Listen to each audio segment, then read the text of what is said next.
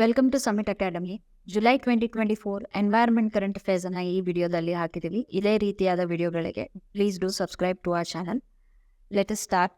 First topic ಬಂದು national mission on natural farming for 2024-25 budget ಅಲ್ಲಿ ಇದಕ್ಕೆ ದುಡ್ಡು ಅಲೋಕೇಶನ್ ಮಾಡಿದ್ದಾರೆ.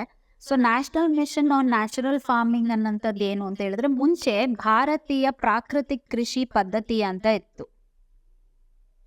ಭಾರತೀಯ ಪ್ರಾಕೃತಿಕ ಕೃಷಿ ಪದ್ಧತಿ ಅಂತ ಆ ಸ್ಕೀಮ್ ನ ಚೇಂಜ್ ಮಾಡಿ ಇವಾಗ national mission on natural farming ಅಂತ ಮಾಡಿದ್ದಾರೆ. ಸೊ ನ್ಯಾಚುರಲ್ ಫಾರ್ಮಿಂಗ್ ಅಲ್ಲಿ ಈಗ ಈ ಸ್ಕೀಮ್ಗೆ ಬಜೆಟ್ ಅಲೋಕೇಶನ್ ಬಂದು 365.64 crores ಅಲೋಕೇಟ್ ಆಗಿದೆ. ಸೊ ಇದರಲ್ಲಿ ಏನು ಅಂದ್ರೆ ನ್ಯಾಚುರಲ್ ಫಾರ್ಮಿಂಗ್ ಮೆಕ್ಯಾನಿಸಮ್ಗಳನ್ನ ಪ್ರಮೋಟ್ ಮಾಡಬೇಕು ಅಂತ. ಸೊ ನ್ಯಾಚುರಲ್ ಫಾರ್ಮಿಂಗ್ ಮೆಕ್ಯಾನಿಸಮ್ಗಳನ್ನ ಪ್ರಮೋಟ್ ಮಾಡೋದಕ್ಕೆ ಕೆಮಿಕಲ್ ಫ್ರೀ, ರಾಸಾಯನಿಕ ಮುಕ್ತವಾದ ಇದು ವ್ಯವಸಾಯ ಮಾಡೋದಕ್ಕೆ. So it is chemical free and it relies on your natural resources only completely. So one is your mixed farming mechanism. Mixed farming mechanism anta ಹೇಳಿದ್ರೆ you are doing agriculture plus animal rearing. So animal rearing ಇಂದ ಬಂದಿರೋ waste ಎಲ್ಲಾನು ನೀವೇನ್ ಮಾಡ್ಬೋದು, ಅದನ್ನ you can divert it to your agriculture. Agriculture waste ಮತ್ತೆ produce ಎಲ್ಲ you can divert it to animal rearing. So ಆ ಮೆಕ್ಯಾನಿಸಮ್ ಅಲ್ಲಿ ಇದನ್ನ ಮಾಡಿದ್ರೆ ಅವಾಗ ನ್ಯಾಚುರಲ್ ಫಾರ್ಮಿಂಗ್ ಅಲ್ಲಿ ಜಾಸ್ತಿ ಬೆನಿಫಿಟ್ ಬರುತ್ತೆ. ಸೊ ಈ ಲೋಕಲಿ ಅವೈಲೇಬಲ್ ರಿಸೋರ್ಸಸ್ ಏನೇನಿದೆ, ಈ ಅಗ್ರಿಕಲ್ಚರಲ್ ವೇಸ್ಟ್ ಅದನ್ನ ಬಯೋಮಾಸ್ ಮಲ್ಚಿಂಗ್ ಅಂತ ಹೇಳ್ತಾರೆ.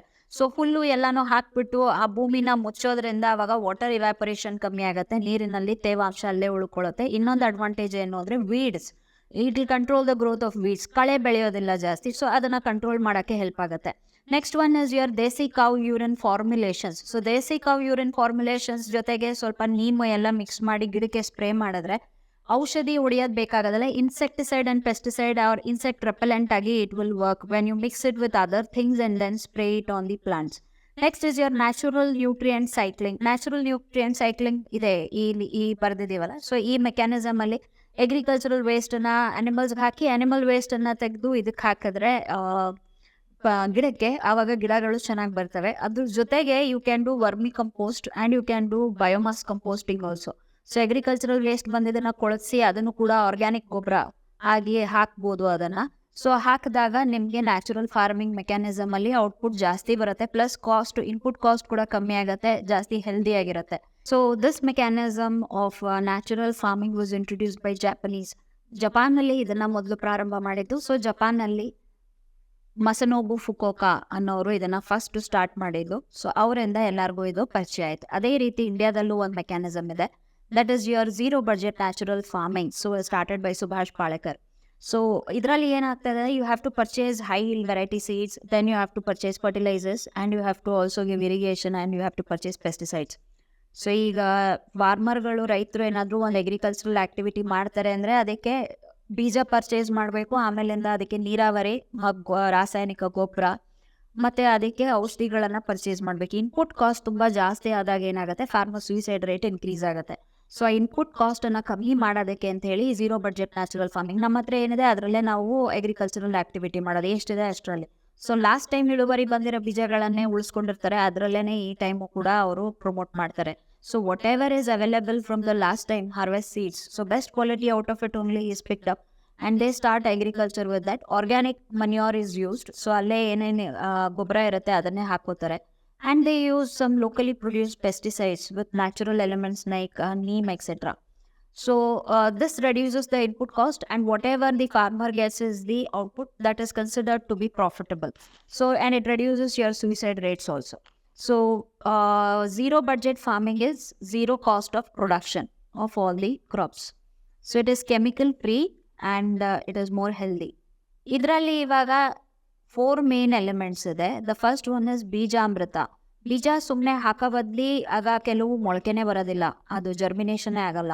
ಸೊ ಅದ್ರ ಬದಲಿ you do treatment of it. So when you do treatment of the seeds and when you sow it, the output is much higher. So ಅದಕ್ಕೆ ಏನಾದರೂ ಈಗ ಸಗಣಿಯಲ್ಲಿ ಅಥವಾ ಕಾವು ಯೂರಿನಲ್ಲಿ ಹಾಕ್ಬಿಟ್ಟು ಆಮೇಲಿಂದ ಹಾಕಿದ್ರೆ ಅದ್ರದ್ದು ಜರ್ಮಿನೇಷನ್, ಮೊಳಕೆ ಹೊಡೆಯೋದು ಜಾಸ್ತಿ ಆಗತ್ತೆ, ಈಲ್ಡ್ ಜಾಸ್ತಿ ಬರುತ್ತೆ.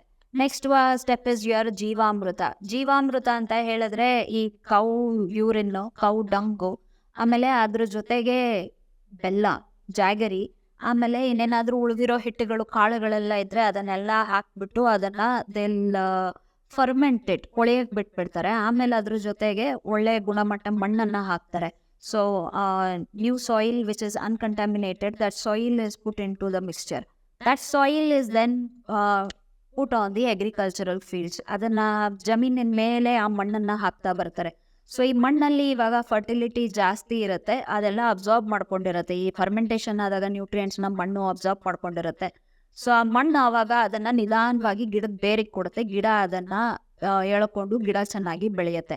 ಸೊ ಡೈರೆಕ್ಟ್ ಆಗಿ ಕಸ ಹಾಕೋ ಬದ್ಲಿ ಅದನ್ನ ಈ ರೀತಿ ಫರ್ಮೆಂಟೇಷನ್ ಮಾಡಿ ಅದನ್ನ ಮಣ್ಣಿನ ಜೊತೆ ಮಿಕ್ಸ್ ಮಾಡಿ ಮಣ್ಣನ್ನ ಒಂದ್ ಲೇಯರ್ ಮೇಲ್ಗಡೆ ಹಾಕಿದ್ರೆ ಗಿಡಗಳಿಗೆ ಆಗ ಚೆನ್ನಾಗಿ ಬರುತ್ತೆ ಇದು ಅಂತ ಹೇಳಿ ಗಿಡಗಳು ಅಂತ ಜೀವಾಮೃತ ಸ್ಟೆಪ್ ಅನ್ನ ಮಾಡ್ತಾರೆ ಸೆಕೆಂಡ್ ಸ್ಟೆಪ್ ಅಲ್ಲಿ.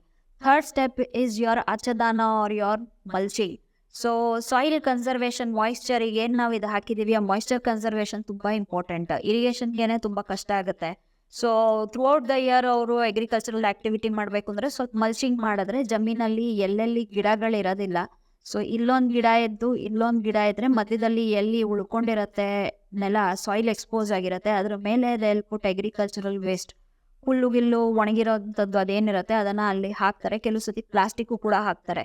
ಸೊ ಹಾಕಿದಾಗ ಏನಾಗುತ್ತೆ, ಇದ್ರ ಒಳಗಡೆ ಇರೋ ಮಾಯಿಶ್ಚರ್ ಇಲ್ಲಿರೋದು ಇವ್ಯಾಪರೇಟ್ ಆಗಲ್ಲ, ಆವಿ ಆಗೋದಿಲ್ಲ. ಸೊ ಆ ಮಾಯಿಶ್ಚರ್ ಅಲ್ಲೇ ಉಳ್ಕೊಳ್ಳುತ್ತೆ, ತೇವಾಂಶ ಉಳ್ಕೊಳ್ಳುತ್ತೆ. And plus it also controls the growth of weed, ಕಳೆನೂ ಬೆಳೆಯೋದಿಲ್ಲ. So that is the advantage of mulching. So they do mulching. Next one is your Whapasa. Whapasa is soil aeration. ಅವಾಗ ಅದನ್ನ ಜಮೀನಲ್ಲಿ ಕೈಯಲ್ಲೇ ಕೆತ್ತಬೇಕು. ಆಗ ಚೆನ್ನಾಗಿ ಅದು ಒಳಗಡೆಗೆಲ್ಲ ಗಾಳಿ ಹೋಗುತ್ತೆ. ಗಾಳಿಗೆ ಹೋದ್ರೆ ಬೇರ್ಗಳಿಗೆಲ್ಲ ಚೆನ್ನಾಗಿ ಗಾಳಿ ಆಕ್ಸಿಜನ್ ಹೋದ್ರೆ ಆಗ ಗಿಡ ಚೆನ್ನಾಗಿ ಬೆಳೆಯುತ್ತೆ. ಸೊ ಈ ಮೆಕ್ಯಾನಿಸಮ್ 4 ಸ್ಟೆಪ್ಗಳನ್ನ ಝೀರೋ ಬಡ್ಜೆಟ್ ನ್ಯಾಚುರಲ್ ಫಾರ್ಮಿಂಗ್ ಅಲ್ಲಿ ಮಾಡಿದಾಗ ಪ್ರೊಡಕ್ಟಿವಿಟಿ ಜಾಸ್ತಿ ಆಗುತ್ತೆ. So there is scheme promotion national mission on natural farming. ಈ ಸಲ ಅದನ್ನ ಬಡ್ಜೆಟ್ ಅಲ್ಲಿ ಅದಕ್ಕೆ ದುಡ್ಡು ಅಲೋಕೇಟ್ ಮಾಡಿದ್ದಾರೆ. ಮುಂಚೆ ಇದನ್ನ ಭಾರತೀಯ ಪ್ರಾಕೃತಿಕ್ ಕೃಷಿ ಪದ್ಧತಿ ಅಂತ ಕರಿತಾ ಇದ್ರು. ಈಗ ಅದು national mission on natural farming ಅಂತ ಚೇಂಜ್ ಮಾಡಿದ್ದಾರೆ. ಓಕೆ, ಸೊ ನೆಕ್ಸ್ಟ್ ನೋಡೋಣ. Next one is dark oxygen. Dark oxygen ಅಂತಂದ್ರೆ ಏನು? ಓಷನ್ ಅಲ್ಲಿ ನಿಮ್ಗೆ there are 4 important parts. So this is called as your continental shelf region, which is within the depth of 200 meters. So continental slope 2 kilometer ವರ್ಗೂ ಇರುತ್ತೆ.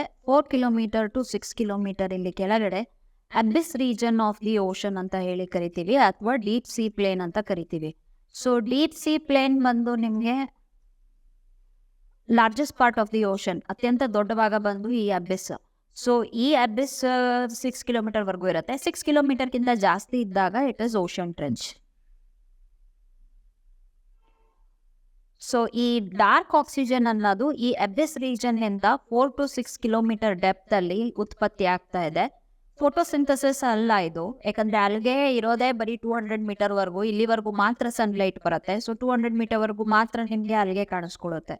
So ಅಲ್ಲಿಂದ ಒಳಗಡೆ sunlight ಇಲ್ಲದೆ ಇರೋದ್ರಿಂದ ಅಲ್ಗೆ ಇಲ್ಲ, ಫೋಟೋಸಿಂಥಸಿಸ್ ಇಲ್ಲ, ಬಟ್ ಬೇರೆ ಏನೋ ಕೆಮಿಕಲ್ ರಿಯಾಕ್ಷನ್ ಇಂದ ಆಕ್ಸಿಜನ್ ಉತ್ಪತ್ತಿಯಾಗಿ ಹೊರಗಡೆ ಬರ್ತಾ ಇದೆ. ಭೂಮಿ ಮೇಲೆ ಬರ್ತಾ ಇರೋಂಥ ಆಕ್ಸಿಜನ್ ಅಲ್ಲಿ ಅರೌಂಡ್ 50% ಅಷ್ಟು ನಿಮ್ಗೆ ಸಮುದ್ರದಿಂದಾನೇ ಬರ್ತಾ ಇದೆ. So around half of the oxygen is coming from the oceans only. Okay, so this is called as your dark oxygen. Next topic, global mangrove alliance. ಮ್ಯಾಂಗ್ರೂವ್ಗಳು ಅಂತ ಹೇಳಿದ್ರೆ ಇವಾಗ ನಿಮ್ಗೆ ಸಮುದ್ರ ಇಲ್ಲಿದ್ರೆ ಹೈ ಟೈಡ್ ಬಂದಾಗ, ಸಮುದ್ರದ ಉಬ್ಬು ಏರಿಳಿತ ಅಂತೀವಿ, ಉಬ್ಬು ಬಂದಾಗ ಏನಾಗುತ್ತೆ, water floods into your nearby depressed area. ಇಲ್ಲಿ ಸ್ಟಾಗ್ನೇಟ್ ಆಗತ್ತೆ ಉಪ್ಪು ನೀರು, ಅದ್ರೊಳಗಡೆ ಮರಗಳು ಬೆಳೆದಾಗ ಅದನ್ನ ನಾವು ಮ್ಯಾಂಗ್ರೂವ್ ಫಾರೆಸ್ಟ್ ಅಂತ ಹೇಳ್ತೀವಿ. ಅದು ಕೋಸ್ಟಲ್ ರೀಜನ್ ಅಲ್ಲಿ ಕಾಣಿಸ್ಕೊಳ್ಳುತ್ತೆ, ಕರಾವಳಿ ಪ್ರದೇಶದಲ್ಲಿ ಕಾಣಿಸ್ಕೊಳ್ಳುತ್ತೆ. ಸೊ ಈ ಗ್ಲೋಬಲ್ ಮ್ಯಾಂಗ್ರೂವ್ ಅಲಯನ್ಸ್ ಅಂತ ಮಾಡ್ಕೊಂಡಿದ್ದಾರೆ. ಅವರು ಒಂದು ರಿಪೋರ್ಟ್ ಅನ್ನ ರಿಲೀಸ್ ಮಾಡಿದ್ದಾರೆ. ಯಾಕೆ ಅಂದ್ರೆ ವರ್ಲ್ಡ್ ಮ್ಯಾಂಗ್ರೂವ್ ಡೇ ಬಂದು 26th ಜುಲೈ. ಈ ಡೇಗೆ ಯಾವುದೇ ಥೀಮ್ ಇಲ್ಲ. Okay, so world mangrove day is on 26th July. ಅವತ್ತು ರಿಪೋರ್ಟ್ ರಿಲೀಸ್ ಮಾಡಿದ್ದಾರೆ. ರಿಪೋರ್ಟ್ ಹೆಸರು ಬಂದು the state of worlds mangroves 2024. So single forest ತಗೊಂಡ್ರೆ ಲಾರ್ಜೆಸ್ಟ್ ಮ್ಯಾಂಗ್ರೂವ್ ಫಾರೆಸ್ಟ್ ಬಂದು ಸುಂದರ್ಬನ್ಸ್. ಸೊ ಸುಂದರ್ಬನ್ಸ್ ಇರೋಂಥದ್ದು ನಮ್ಮ ವೆಸ್ಟ್ ಬೆಂಗಾಲ್ ಅಲ್ಲಿ ಮತ್ತೆ ಬಾಂಗ್ಲಾದೇಶ್ಗೆ ಸ್ಪ್ರೆಡ್ ಆಗಿದೆ. ವೆಸ್ಟ್ ಬೆಂಗಾಲ್ ಅಲ್ಲಿ ಇದೆ. ಸೊ ಸುಂದರ್ಬನ್ಸ್ ಅಲ್ಲಿ ಸುಂದರಿ ಟ್ರೀ ಇದೆ. ಇದು ಇಂಡಿಯಾದಲ್ಲಿ ರಾಮಸಾರ್ ಸೈಟ್ ಅಲ್ಲೂ ಕೂಡ ಲಿಸ್ಟ್ ಆಗಿದೆ. ಸೊ ರಾಮಸಾರ್ ಅಲ್ಲಿ this is the largest wetland in India. Plus it is also UNESCO world heritage site. So ಇದು UNESCO site plus Ramsar plus largest mangrove forest of the world. ದೇಶಗಳಲ್ಲಿ ಅತ್ಯಂತ ಹೆಚ್ಚು mangrove ಕಾಡು ಇರೋಂಥ ದೇಶ ಯಾವುದು ಅಂತ ಕೇಳಿದ್ರೆ ದಟ್ ಇಸ್ ಇಂಡೋನೇಷಿಯಾ. ಒಟ್ಟು ಮ್ಯಾಂಗ್ರೂವ್ ಕಾಡುಗಳು ವರ್ಲ್ಡ್ ಅಲ್ಲಿ ಇರೋದ್ರಲ್ಲೆಲ್ಲ 21% ಇಂಡೋನೇಷ್ಯಾದಲ್ಲೇ ಇದೆ. So 21% of the mangrove forest is found in Indonesia. So country wise it is Indonesia, forest wise it is your Sundarbans, sundari trees. Okay, so ಈ ಮ್ಯಾಂಗ್ರೂವ್ ಕಾಡುಗಳಿಗೆ ಈ ಗ್ಲೋಬಲ್ ಮ್ಯಾಂಗ್ರೂವ್ ಅಲಯನ್ಸ್ ಅಂತ ಮಾಡ್ಕೊಂಡಿದ್ದಾರೆ. ಅದು world mangrove day is on 26th July. ಇವು mangrove ಕಾಡುಗಳು ಏನಕ್ಕೆ important ಅಂತ ಹೇಳಿದ್ರೆ ಸೈಕ್ಲೋನು ಮತ್ತೆ ಸುನಾಮಿ ಅಲೆಗಳು ಅದರಿಂದ ಎಲ್ಲ ಬಂದಾಗ ಅದು ಅದರದ್ದು ಡಿಸಾಸ್ಟರ್ ಇಂಪ್ಯಾಕ್ಟ್ ಅನ್ನ ಕಮ್ಮಿ ಮಾಡುತ್ತೆ ನಮಗೆ. ಸೊ ಅದಕ್ಕಾಗಿ ಮ್ಯಾಂಗ್ರೂವ್ ತುಂಬಾ ಇಂಪಾರ್ಟೆಂಟ್. ಮ್ಯಾಂಗ್ರೂವ್ಸ್ ಫಾರ್ ಫ್ಯೂಚರ್ ಅನ್ನೋ ಪ್ರೋಗ್ರಾಮ್ ಅನ್ನ ಇಂಡಿಯಾ ಸ್ಟಾರ್ಟ್ ಮಾಡಿದ್ದು. ಸೊ ಅದರಲ್ಲಿ ನಾವು ಎಲ್ಲಾ ಕಡೆ ಮ್ಯಾಂಗ್ರೂವ್ ಅನ್ನ ಕೋಸ್ಟಲ್ ಏರಿಯಾದಲ್ಲಿ ನಾವು ಪ್ಲಾಂಟ್ ಮಾಡಿದ್ರೆ, ಅದನ್ನ ಬೆಳೆಸಿದ್ರೆ, ಅವಾಗ ಸುನಾಮಿ ಆಗಲಿ ಸೈಕ್ಲೋನಿಕ್ ಆಗಲಿ ಆಗ ಡಿಸಾಸ್ಟರ್ ನ ಪ್ರಭಾವ ಕಮ್ಮಿ ಆಗತ್ತೆ ಅಂತ mangrove for future is a India initiative. India ಅದನ್ನ ಸ್ಟಾರ್ಟ್ ಮಾಡಿದ್ದು. Okay, so next one is your Kerala Wayanad landslides. Kerala Wayanad landslide ಬಂದಿದ್ದು 30th July ರಾತ್ರಿ ಬಂತು ಅದು. ಸೊ ಇದು ಈ ಮ್ಯಾಸಿವ್ ಲ್ಯಾಂಡ್ಸ್ಲೈಡ್ ಬಂದಿದ್ದು 4 ಪ್ರದೇಶಗಳಲ್ಲಿ: ಮುಂಡಕೈ, ಚೂರಳ್ಮಲ, ಅಟ್ಟಮಲ, ನೂರ್ಪುಳ. ಸೊ ಇದಿಷ್ಟು 4 ಪ್ರದೇಶಗಳಲ್ಲಿ ವಯನಾಡ್ ಜಿಲ್ಲೆಯಲ್ಲಿ ಬಂದಿತ್ತು. ಚಳಿಯಾರ್ ರಿವರ್ ಇಂದ ಫ್ಲಾಶ್ ಫ್ಲಡ್ ಬಂತು. ಸೊ ಫ್ಲಾಶ್ ಫ್ಲಡ್ ಬಂದು ಅದು ಅಲ್ಲಿ ಎಲ್ಲ ಲ್ಯಾಂಡ್ ಸ್ಲೈಡ್ ಆಗಿ ಅಲ್ಲಿ more than 100 people have lost their lives. Okay, so it is because of your rainfall, heavy monsoon rainfall ಬಂದಿತ್ತು. ಮಾನ್ಸೂನ್ ರೈನ್ಫಾಲ್ ಇಂದ ಲ್ಯಾಂಡ್ ಸ್ಲೈಡ್ ಆಗಿದೆ. ಸೊ ಇದಿಷ್ಟು ನಿಮಗೆ environment related current affairs from July 2024. Hopefully it was helpful. Thank you.